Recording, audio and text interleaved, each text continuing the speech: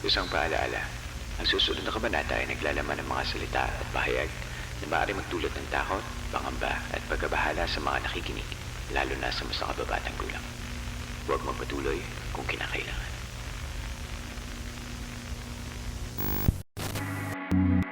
Inihahandog ng Philippine Camper Stories ang San Telmo Society, isang koleksyon ng mga totoong kwento at karanasan tungkol sa kababalaghan at tiwaga. Ngayong gabi, samahan ninyo ako at pakinggan ang ating unang tampok na kwento tungkol sa bangungot.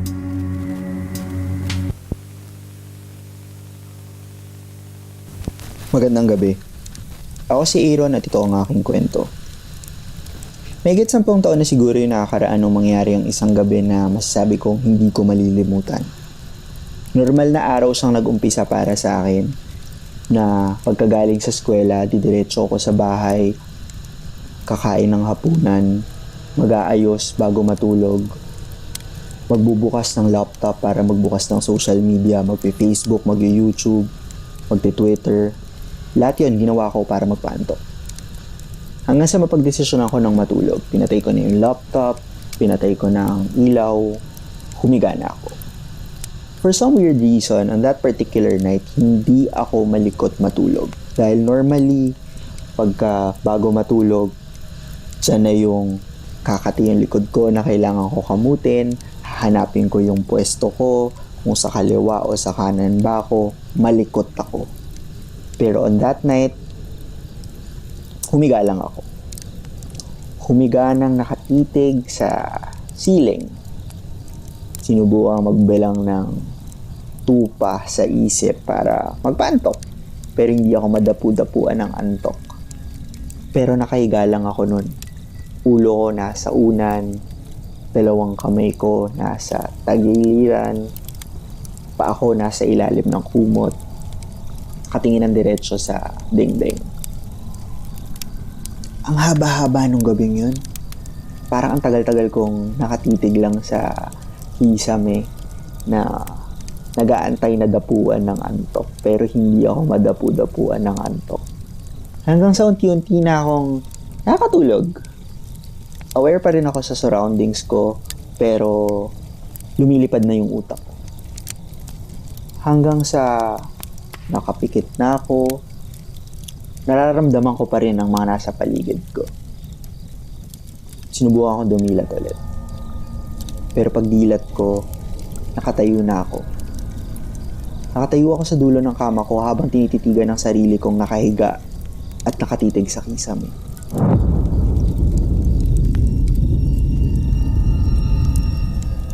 Pinapanood ko yung sarili ko. Dito, nabigyan ako ng idea na nananaginip lang ako. Kaya sabi ko sa sarili ko, Aaron, gising. Nananaginip ka. Pinapanood mo yung sarili mong makahiga, panaginip lang to. Aaron, bumalik ka sa katawan mo. Sinusubukan kong pagalawin ng mga daliri ko pero hindi ko magalaw. Sinusubukan kong magsalita pero hindi ako makapagsalita. Sinusubukan kong sumigaw pero wala akong maisigaw. Sinubukan kong ipikit yung mga mata ko. Sa sunod na pagpikit ko, sinubukan ko ulit dumilat. Kasi alam kong gising ako. At mga mata ko lang nagagalaw ko. Pero sa pagdilat ko, nakita ko ganun pa rin ang kwarto. Madilim. Nakikita ko sa peripheral ko ang cabinet ko, ang table ko. Pero hindi ko pa rin magalaw ang katawan ko. Mata ko siguro nagagalaw ko dahil pagtingin ko sa may baba ng paa ko habang nakahiga pa rin sa kama, nakita ko naman ang isang babaeng nakatayo sa kaninang tinatayuan ko. Pinapanood din niya ako matulog. Natakot ako. Hindi ko siya kilala eh. Binabangungot ako merong babaeng nagpapakita sa akin. Gusto kong sumigaw, di pa rin ako makasigaw. Gusto kong gumalaw, hindi ko pa rin magalaw ang katawan ko. Yung daliri ko, pinipilit kong pagalawin para kalabitin yung kahit na anong parte ng katawan ko o kurutin yung kahit na anong parte ng katawan ko para sabihin, Aaron, gumising ka, gumalaw ka.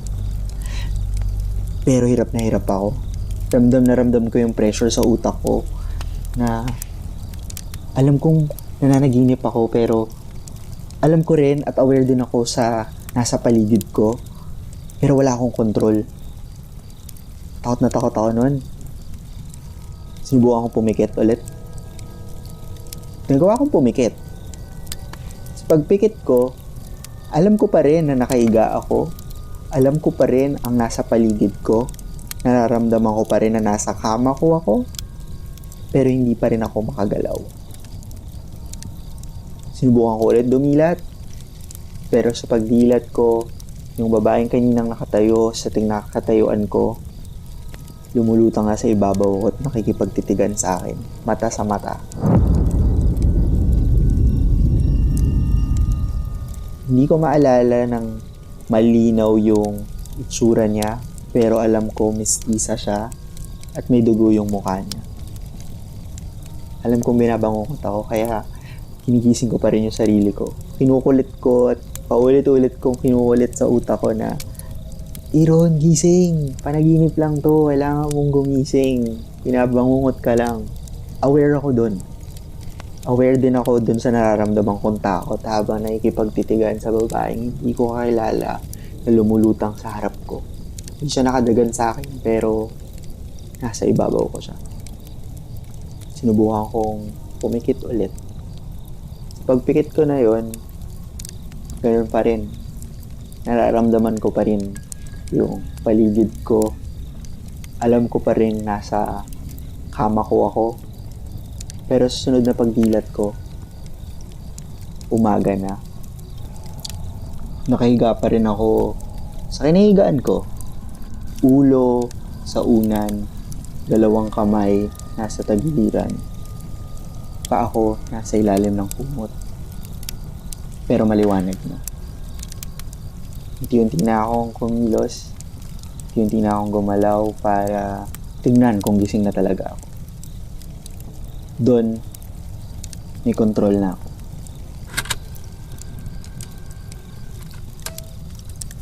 Ang dilim na bangungot ay hindi natin kailanman malalaman kung saan at kailan dadalaw.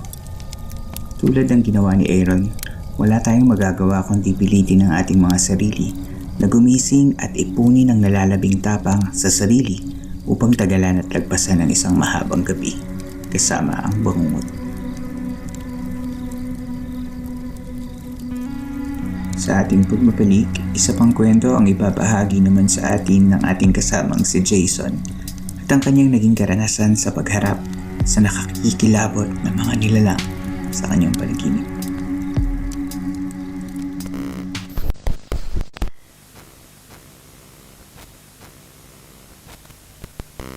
Sa pagpapatuloy ng Philippine Campfire Stories. Para sa ikalawang kwento ngayong gabi, ibabahagi sa atin ni Jason ang karanasan niya sa pakikipaglaban sa sleep paralysis at sa mga lagim na idinulot nito sa kanyang kaisipan.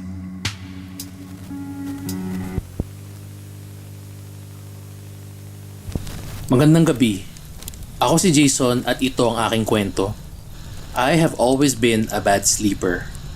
Kahit nung maliit pa lang ako, madalas napaputol-putol ako kung matulog at nagkaroon pa ako ng insomnia.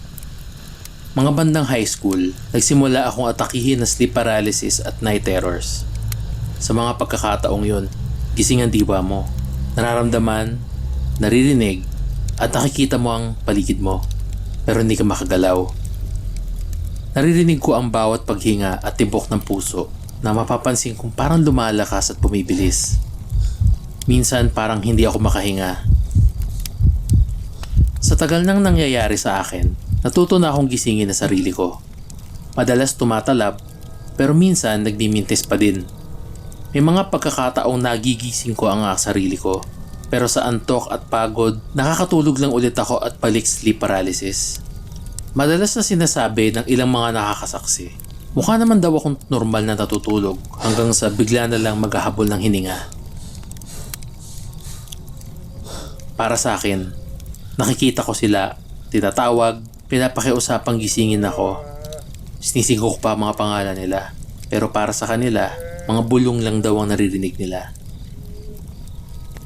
May ilang beses din na nagsasalita daw ako. May mga rapid movements pa na parang pumapagaspas na parang isda sa ibabaw ng kama. Kailangan pa nila akong gisingin. Lumipat kami ng bahay nung college ako. Hindi ako mapakali sa bagong bahay na yon. Minsan kasi may mga naririnig kaming mga naglalakad sa second floor kahit na lahat kami nasa baba. Minsan sa yerong bubungan pa nanggagaling yung mga paglalakad na yon. Lahat kami sa pamilya, natutong wag na lang namin pansinin yon. Basta ba walang gagawin sa amin na masama. Kahit na minsan may mga itim na lang kaming naaaninag sa gilid ng mga paningin namin at ilang beses din namin nahuhuli ang pamangkin kong 4 na taong gulang na may kinakausap sa dilim. Minsan nung ako'y nagkatrangkaso, lampas hating gabi na din nang makatulog ako noon. Para akong pagod at nanghihina. Napansin ko na lang na nasa isa na naman akong sleep paralysis nang ibinaling ko ang mga mata ko sa pinto ng kwarto. Patay ang ilaw, bukas ang pinto, madilim ang hallway sa labas. Rinig ko na nagpapatugtog ng radyo ang kapatid ko sa kabilang kwarto. Napansin kong may anino na hugis tao sa labas ng bukas kong pinto.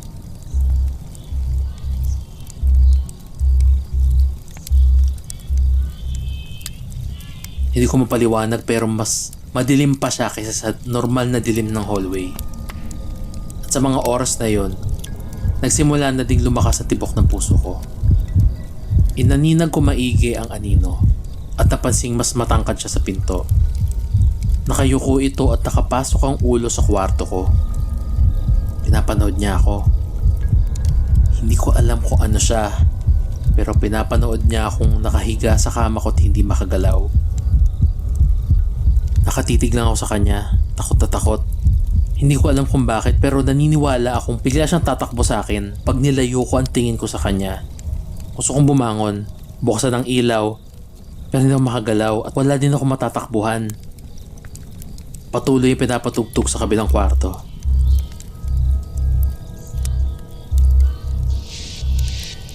Pati ang paghinga ko naririnig ko na din. Bumibilis. Nakatitig ako sa anino. Alam kong hindi siya gumagalaw.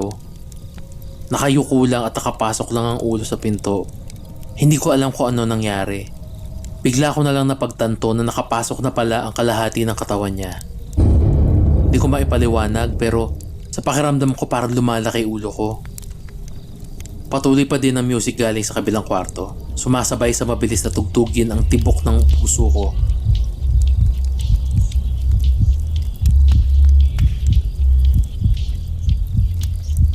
Nasa pagkakataong yon, nakakabingi na. At nararamdaman ko ang bawat pintig sa tenga at lalamunan ko. Tumigil ang music. Narinig ko ang kapatid kong tumatawa. May kausap sa telepono. Tinawag ko siya. Kahit alam kong di niya ako maririnig, tinawag ko siya. Sumisigaw ako ng, "Ate, ate, gisingin mo ako ate." Para sa akin, binibigay ko ng lahat ng lakas ko para sumigaw ng napakalakas. Pero bulong lang ang naririnig ko galing sa akin. Lalong bumilis ang pagyabog ng dibdib ko. Nakita ko kasi buong katawan na pala ang naipasok ng anino. Nakatayo siya sa harap ng pinto. Hindi ako tumigil sa pagsigaw, "Ate, gisingin mo ko." Ang gulo na sa pandinig. Masyadong maingay na sa ulo ko. Naririnig ko ang ate kong tumatawa. Tumahimik saglit at ipinagpatuloy ang pinapakinggang music. Narinig ko rin ang sarili ko parang naghahabol ng hininga. Malalim at parang pagod. Sumisikip na rin ang dibdib ko. "Ate, gisingin mo ako." Takot na ako. Kaming dalawa lang ng anino ang nasa loob ng kwarto at wala akong magawa. Bigla na lang bumukas ang ilaw sa hallway. At nakita ko ang isa ko pang kapatid na malapit sa pintuan. Kinakatok ang ate ko. Huwag daw masyadong malakas at tulog na ang mga tao. Pumasok ang kapatid ko sa kwarto at binuksan ng ilaw. Nakita niya ako. Nagmadali siya at niyugyug ako para magising. Nagising naman ako, hingal na hingal. Kapatid ko nakatayo sa tabi ng kama, Naglilitaan niya na tinatrangkaso daw ako, hindi daw ako nakakain ng hapunan kaya ako binabangungot. Patuloy yung pinapatugtog na playlist ni ate sa kabilang kwarto. Wala na ang anino. Hindi na naulit ang insidenteng ito. Pero may mga nakikita pa din naman kaming mga hindi maipaliwanag at patuloy naming hindi sila pinapansin. Ilang taon din matapos nun at pumukod na din naman ako. Tumira sa ibang city. Nabawasan na din ang instances ng sleep paralysis at night terrors, lalo na nitong mga nakaraang taon. Mabuti na lang, wala akong nararamdaman o nakikitang hindi ko maipaliwanag dito sa bago kong tirahan. Bago dumating ang COVID-19, inakausap akong kaibigang sensitive. Hinawakan niya ako at may napick up daw siyang recent memory. Na may entity daw na pinapanood ako mula sa pintuan ng madilim kong kwarto. Matindi ang kilapot ko nang sinabi niya yon. Kasi isa siya sa mga bago ko lang na nagiging kaibigan at hindi ko pa nakakwento ang pangyayaring yun sa kanya. Hanggang dito na lamang po. Maraming salamat sa pakikinig at hanggang sa susunod na pagsasama.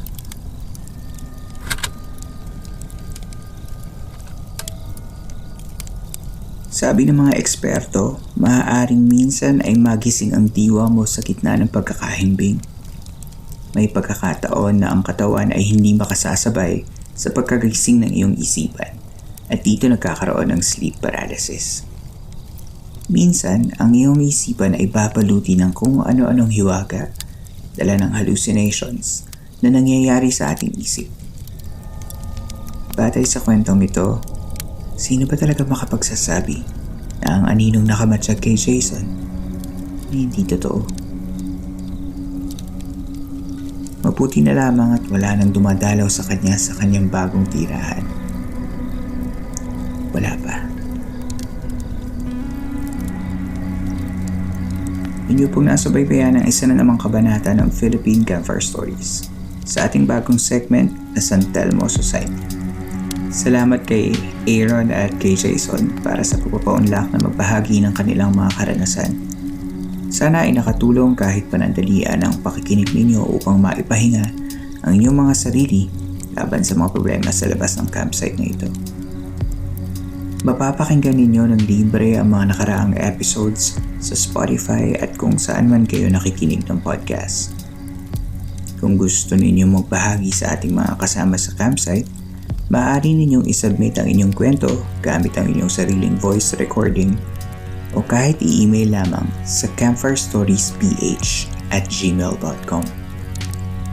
Kung naibigan ninyo ang mga kwento natin dito, maaari nyo rin akong suportahan sa pamamagitan ng pagsali sa ating Patreon page. Doon ay nagbabahagi ako ng karagdagang post na maaari nyong mapanood kapag kayo ay nag-subscribe. Magpunta lamang po sa patreon.com/campfirestoriesph. Maaari nyo ring i-follow at i-like ang ating mga social media accounts sa Twitter at CampfireStoryPH at sa Facebook page na Philippine Campfire Stories. Kung gamit ninyo ay Apple Podcasts, hinihiling ko na kayo ay makapagbigay ng review na maaari ko ding ibahagi sa mga susunod na episodes. Ang mga reviews at ratings ay nakatutulong upang mas makilala ang isang podcast at maging daan nito upang mas dumami ang makaalam ng mga kwentong Pilipino. Muli, maraming salamat po sa inyong pakikinig.